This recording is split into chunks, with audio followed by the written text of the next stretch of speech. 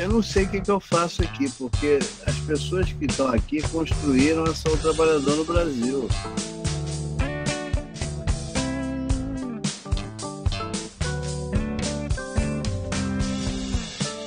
É um espaço super gostoso esse daqui. Essa proposta que eu vou apresentar já foi mexida a muitas mãos, foi construída a muitas mãos, né? Foram meses aí de conversas, né? De indignações, e aí a gente acabou fazendo essa proposta que já não é de um grupo nem nada, mas sim de um coletivo. A gente tem aqui um hall de pessoas, estou vendo aqui o Heleno na minha frente, né? Querido amigo, né? Figura histórica, Lacaz também está ali do lado. Lacaz, Leni, nossa. Leni, Emerson e depois o Exxon. Todos, me dirijo ao senhor Carlos, que receba as homenagens a esse estrelato que hoje aqui é uma constelação de tantas pessoas ícones dessa nossa matéria que é tão cara, que é a saúde do trabalhador. Mas aqui faço referência do seguinte, e vou tentar ser sucinto. O que estou a fazer? Sou advogado, trabalho praticamente para 8 sindicatos aqui na cidade, e o que me fez ir para a saúde do trabalhador? A choradeira dos clientes no escritório. Efetivamente, nesse ponto fundamental, e que começa a minha fala dizendo o seguinte, no choro deles, em que, colocados à mercê dessa situação, tanto trabalhista ou previdenciária, buscando o seu sindicato e indo parar no jurídico, que cai lá na ponta, vem parar aqui no escritório, e aqui é o muro da lamentação. E aqui, buscando situações de solução, foi que descobri a questão constitucional, a questão da saúde, do Sistema Único de Saúde, e me tornei um entusiasta, ao qual fui para o Conselho Municipal de Saúde como voluntário na parte jurídica. E a partir dali, comecei um trabalho, já faz 17 anos, que ali descobri o que era CIST, ali descobri o trabalho dessa questão de como é o controle social, e dali buscando informações e trabalhando e condicionando todas essas oportunas linhas que elas são tão dissociadas. Isso numa visão de um acadêmico que saiu da faculdade e queria resolver o problema do mundo. E nessa questão, como eu digo que na formação jurídica a gente não tinha essa linha da saúde. Agora que já está começando a ter pós-graduações na área médica e da saúde. Então, era desconhecido. Ao ponto que, numa digressão rápida, parei no Conselho Gestor do Sereste Macrosul, que aqui faço uma referência que também está na sala, minha vice-presidente, que é a engenheira do trabalho, Alessandra. São 29 municípios aqui na metade sul do Rio Grande do Sul. Ali é que eu fui verificar o que era a saúde do trabalhador e o que não é saúde do trabalhador. E, nesse contexto, faço uma reflexão de todo esse organismo, de toda essa rede nacional, e que, ao ponto que lhe digo assim, mais uma vez, professora e doutora Maria Maeno, que chega em boa hora o SINAST para que saia do contexto que foi criado e que também viria dessas questões políticas que foram amassados os direitos dos trabalhadores, é uma esperança que tenho aqui a lhe dizer da possibilidade em que a gente vê a dificuldade da capacitação, tanto do servidor lá na ponta, que é o que recebe nas portas de entrada de um hospital, de uma UPA, enfim, de todas as entradas dentro de uma unidade básica de saúde, e que não tem conhecimento de saúde do trabalhador. Eu não cobro nem o sindicato, porque o sindicato ele teria e foi desmobilizando. Então, todas essas questões elas têm que ser diametralmente amparadas nesse trabalho, e aqui me coloco numa condição de voluntário em lhe dizer que foi uma das lutas que travamos dentro do nosso conselho gestor aqui em Pelotas, que a secretária tomou uma decisão de fechar. E o nosso conselho gestor se uniu e, efetivamente, todas as lideranças, juntamos faculdade, universidade, todo mundo se envolveu, e levei o Ministério Público do Trabalho para dentro da situação, denunciamos, íamos ao Tribunal de Contas, fomos ao Ministério da Saúde de Brasília, enfim, movimentamos o mundo e conseguimos salvar, e agora temos uma nova visão do Conselho Gestor trabalhando junto com a secretária, e assim queremos, quiçá, a Deus que nos dê uma nova oportunidade de ter um Sereste Macrosul com uma nova dinâmica e fazendo seu trabalhador. E nesse contexto que aponto aqui, e para lhe dizer, que triste hoje, o companheiro Alfredo, de Porto Alegre, da CIF estadual, que eu também pertenço, me ligou desesperadamente que passou a lei de regulação no município de Porto Alegre, desconstituindo o caráter deliberativo do Conselho Municipal de Saúde de Porto Alegre. Imaginem só que retrocesso. Ou seja, o secretário que vai decidir. Então, brincar de conselho gestor, eu diria que, constitucionalmente, será uma lei inconstitucional. Eu disse para eles, vamos à luta e vamos derrubar essa lei. Só que o fato é que eu vejo assim, a gente está numa luta atroz que é aquela verdadeira gato e rato. Só que tem um pequeno detalhe, enquanto a gente conversa aqui, aquilo que a gente sabe, a cada 3 minutos e meio é um acidente de trabalho, a cada dia tem vários óbitos, enfim, tanto caro que é essa matéria. E vou lhe dizer assim, lhe parabenizo de coração, e tem aqui no Sul mais um voluntário a que a gente leve a todos os cantos essa informação, esse novo sistema que nasce e que já sou um apoiador, e efetivamente assim, conte conosco. E volto a dizer, quem é culpado de tudo isso é o professor Gilmar, o professor René Mendes. Muito obrigado pela oportunidade.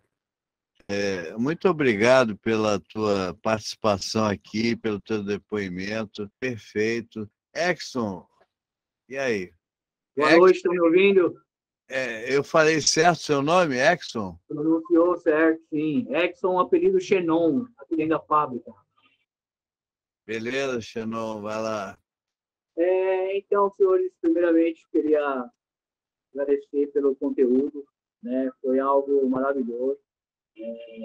Agregou muito no pouco que eu já tenho. Realmente, o que o Dr. Paulo falou, a gente, aqui na fase da população, nós temos um grande problema com subnotificações de acidentes de trabalho. Eu vou pegar esse gancho dele dos CACs. Queria só tentar, de uma forma breve, conseguir ilustrar isso no pensamento dos senhores. O que nós, do chão de fábrica, pensamos um pouco a respeito do retrocesso do meio laboral que nós vivemos. Para ser mais claro, de uma forma simples e objetiva, aqui no mundo que nós vivemos, nós conseguimos perceber que as empresas, no momento, elas preferem concluir parcerias com grandes escritórios jurídicos, conceituados, investimento muito grande nessa área, para se amparar no CPC, em vez de arcar, de cumprir as normas regulamentadoras, a CLT. Eu nem sei se a longo prazo isso vai ser benéfico para eles ou não, mas só é ruim para o trabalhador, né? Estou cansado de ver colegas meus no limbo previdenciário, e vai para o INSS, e volta para a empresa não quer, e manda para lá, e não faz o CAT.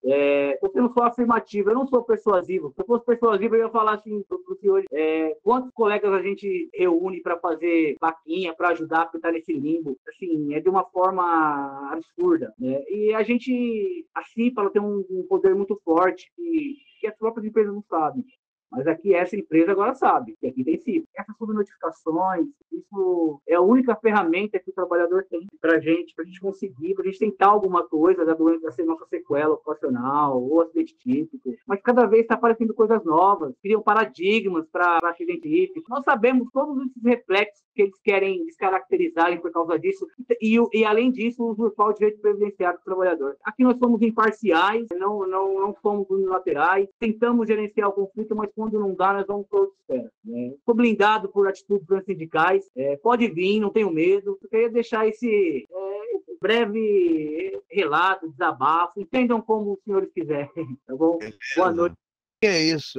Gente, a gente está falando só do trabalhador, e tem empresários que são os caras que oprimem, né, que exploram, a só o trabalhador, que capturam a alma dos trabalhadores, defendendo um golpe de Estado.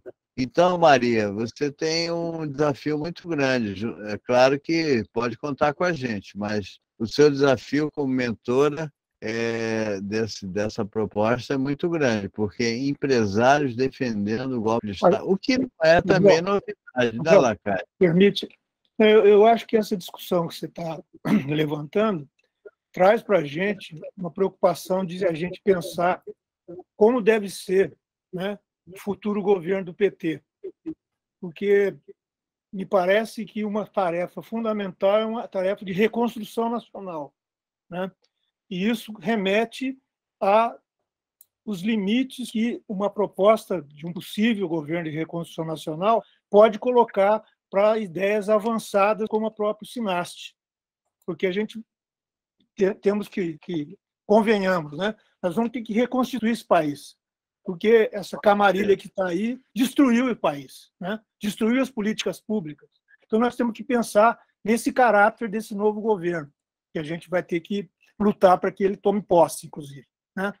Então, eu imagino que essa discussão, não sei se cabe dentro da própria Simbrast, para a gente avaliar se essa proposta que a gente está fazendo do SINAST, da articulação da proposta da estrutura do SUS, da doutrina que subsiste, né, para dar sustentação a possíveis propostas que avancem nesse sentido, são continentes para que a gente possa não nos frustrarmos, inclusive, né, naquela perspectiva da Maria, que coloca que a gente não quer pouco, a gente quer muito, né? E nesse espaço de tempo que nós vamos ter nesses próximos 4 anos, qual vai ser a nossa tarefa no sentido de lutar para que essas propostas tenham iniciado o seu desenvolvimento, pelo menos, né? Que isso possa ser espaço de discussão para a gente avançar nessa linha. Desculpe de interromper você. Não, Lacaze, perfeitamente. Eu acho que a gente, nesse contexto que a gente está vivendo, o nosso discurso, a nossa fala, a nossa ação política, né, que ela sempre existiu como pesquisador, sindicalista, professor, militante, enfim, profissional, tal, ela sempre foi aquém da necessidade de hoje. Hoje, nós temos uma necessidade redobrada. Não adianta mais a gente ser apenas um militante, sabe? Aquele cara ideológico. Não basta isso, a gente tem que ser muito mais, não só resistente, como atuante, né, proativo, e, de alguma forma, a gente enfrentar. Nós temos que nos transformar em profissionais do enfrentamento. Nossas armas são as palavras, o que a gente escreve, o que a gente fala, o que a gente discute, seja onde for, né? Enfim. Tem mais uma pessoa que pediu a palavra, Maria, o Alindai, e depois eu passo para você para fechar, tá? Seja bem-vinda, Alindai. Então, Boa noite. A gente encerra com você, tá? É certo. Eu sou aqui da Bahia, né? Eu faço parte da CUT Bahia, na Secretaria de Saúde do Trabalhador, e também estou no Fórum Nacional da Enfermagem. Eu não podia deixar de não falar da minha categoria, da enfermagem, né? Que está uma luta muito grande, né? Eu peço até desculpa que eu entrei no meado do debate, a doutora Maria me convidou a participar. Eu já faço parte do grupo há muito tempo, porque eu estou na direção da CUT, mas a gente está com muitas prioridades aqui na Bahia. Estamos lutando com a questão da enfermagem, né? Eu acho que vocês todos devem ter ouvido a nossa luta lá no Congresso Nacional para aprovar o nosso piso, que foi muito difícil, a gente correu muito, e eu tenho até passado assim para a doutora Maria Maeno, essa nossa luta para querer um pouco de dignidade, a categoria querer um pouco de dignidade, e o diferencial, porque a gente teve um apoio da sociedade, né? Porque lá na ponta é a sociedade que precisa desse cuidado da enfermagem, e ela precisa ter essa dignidade justamente para poder cuidar melhor do seu doente. Então, aqui foi muito difícil a gente conseguir, mas a gente está vivendo, sabe, doutora Maria, um pesadelo nesse momento por conta desse piso, né? Porque é o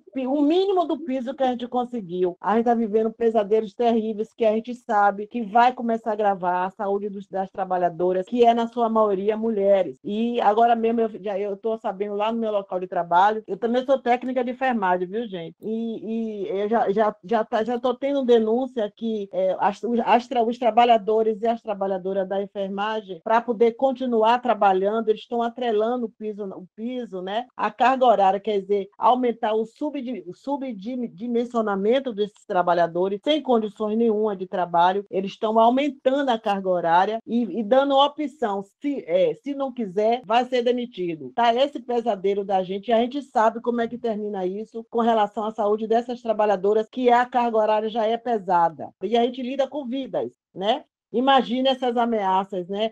A pejotização que está chegando assim muito ferrenho, o vínculo empregatício com a CLT que está acabando, eles estão demitindo as trabalhadoras e os trabalhadores para contratar pelo serviço de PJ, né? Sem direito à previdência, sem direito a nada, sem segurança de nada. Então, doutora, a senhora está vendo a responsabilidade com essa proposta maravilhosa do SINAT, a essa categoria, uma coisa, depois, com esse pesadelo todo esse pesadelo, a gente tem um lado positivo nessa história, quando eu vi alguns companheiros falando aí do sindicalismo que está morrendo, que as categorias estão deixando de existir. Essa categoria minha, que é da enfermagem brasileira, são quase 15 milhões de trabalhadoras de enfermagem, está começando a se organizar politicamente, sindicalmente, por conta desse piso. A gente conseguiu justamente por conta dessa organização sindical. Então, hoje, por força dessas pressões, dessas ameaças de demissões, né, de aumento de carga horária, de sobrecarga mais ainda de trabalho, por conta desse mínimo desse piso, essa categoria está buscando os sindicatos, está voltando para os sindicatos, estão tendo que voltar para se filiar justamente para ter uma proteção jurídica e política sindical. Mas a gente sabe que lá na frente, a gente vai ter problemas seríssimos da questão da saúde dessas trabalhadoras, que são a maioria mulheres e que tem 2, 3 cargas. É cuidar de filho, cuidar de casa, às vezes não tem tempo. E a gente precisa também ver esse lado, sabe, doutora? Essa questão dessa categoria, que ela está voltando a se reorganizar. Ela não tem essa cultura, mas elas estão voltando a tentar se rearticular. E eu tenho feito isso aqui na Bahia, conversando com essas trabalhadoras. Vocês precisam buscar um apoio sindical, vocês precisam estar pedindo ajuda o seu sindicato, se não é filiado, se filie. Nós tivemos caso, doutora Maria Maena, aqui na Bahia, que assim que foi sancionado o piso, a companheira foi demitida depois de 15 anos de trabalho e com a sequela de Covid. Ela pegou Covid trabalhando, doutora, dando assistência na sala de cirurgia e está tendo que hoje. A sorte dela, que ela é filiada, então ela procurou o sindicato está dando todo o apoio justamente para buscar esse direito dela, ela retornar ao trabalho porque ela adquiriu a Covid, ela está com a sequela da Covid dentro do local de trabalho. A maior parte nossa de enfermagem, a gente cuidou de muita gente de Covid aqui na Bahia. E a gente está tendo hoje alguns reflexos, algumas sequelas, com colegas nossos que pediu demissão porque ficou com a sequela da doença. Então, são problemas assim para justamente da saúde do trabalhador, e a gente sabe que vai ter muito trabalho à frente. E essa conscientização, a gente está vendo que essa categoria precisa ter essa conscientização nesse sentido, que a gente precisa estar mudando aquele congresso. A gente conseguiu a vitória do piso, mas existe a questão das 30 horas, está lá parada, emperrada no Congresso Nacional. E elas precisam ter consciência que agora o que hoje os candidatos veem a gente como não é nem mais como um trabalhador, como eleitor, pelo menos até a eleição. Nós somos o eleitor agora. Então a gente precisa fazer valer esse voto que a gente tem, esse voto de transformação. É isso que eu tenho usado esse discurso aqui com os colegas da enfermagem, que são muitas, e não tem política nenhuma sindical. Então, eu não sei se vocês estão ouvindo, conseguiu? Então, Muito a gente está conseguindo. Muito. Então, é isso aí. Eu gostaria, doutora, de agradecer pelo convite, e a gente sabe que vai ter muito trabalho daqui para frente. A coisa positiva nisso tudo foi isso aí, a reorganização dessa categoria da enfermagem brasileira. Muito bom, Alinday. Eu queria dizer para você, Alinday, você já demonstrou que é uma guerreira,